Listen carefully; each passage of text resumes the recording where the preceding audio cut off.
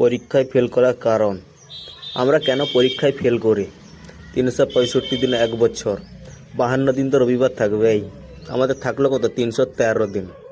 গরমের ছুটি, পুজোর ছুটি 50 দিন। আমাদের থাকলো কত? 263 দিন। প্রতিদিন 8 ঘন্টা তো ঘুমাতে হবে, ওটা নিয়ে চলে গেল 122 দিন। আমাদের থাকলো কত? 140 দিন। 1 ঘন্টা খেলাধুলা আছে, ওটা নিয়ে 15 দিন চলে গেল। আমাদের থাকলো কত? 126 দিন। 2 ঘন্টা খাওয়া দাওয়া আরাম, ওটা নিয়ে চলে গেল 30 দিন। আর থাকলো আমাদের হাতে 96 দিন। 1 ঘন্টা বন্ধুদের সাথে কথাবার্তা আছে, ওটা নিয়ে চলে গেল 15 দিন। তা থাকলো আমাদের 81 দিন।